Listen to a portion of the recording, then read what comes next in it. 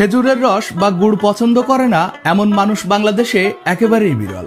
তবে তার মধ্যে ম্যাক্সিমাম মানুষই জানে না কিভাবে খেজুরের গুড় তৈরির জন্য খেজুর গাছ থেকে রস সংগ্রহ করতে হয়। তো চলুন সেই মনোমুগ্ধকর বিষয়টি উপভোগ করি। বলে সুন্দরী রে তোর জ্বালায় আর যাবো কনে, বলদিন কি করি। ও তুই বিরক্ত আর করিস না রে, সামনের বছর সব পাবি।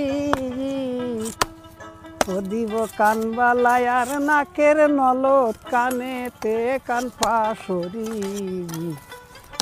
দিব গামছা বুড়া বসন্তর বাহার, তোর হাতে বেশ মানায় যুগল চুরি।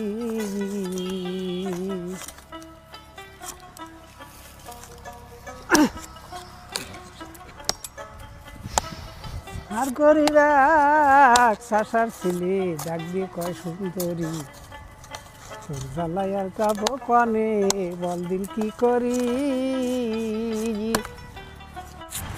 এটা তো এই বছর প্রথম কাটা হচ্ছে। প্রথম, হ্যাঁ হ্যাঁ। গাছ কেমন বয়স হলে কাটা যায়? তা ভালো চাষির গাছ হলে 7-8 বছর, ছোট থেকে 7-8 বছরের ভিতর কাটা যায়। এখানে কাটতে বুঝতে পারেন যে রস হবে কোনটা? হ্যাঁ হ্যাঁ হ্যাঁ। এটা কেমন? এটা রস হবে। রস হবে না? হ্যাঁ হ্যাঁ, গাছটাই রস হবে। তা কাটেন। তার গাছগুলোটা কাটার আছে না, ফিনিশিং করতে হবে না? ফিনিশিং এক সপ্তাহ পরে? হ্যাঁ, 1 সপ্তাহ পরে। এইটা একটু করে দেখান তো, আর একটু ফিনিশিং করে। যারা জানে না তারা একটু জানলো কাটার মাধ্যমে। এটা কেন দিতে হয়? ওইটা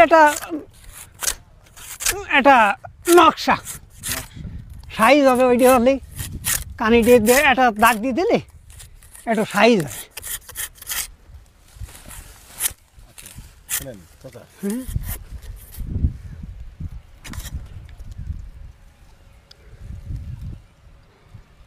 ঘামা ঘামা ভাব আছে, গাছটা রস হবে না।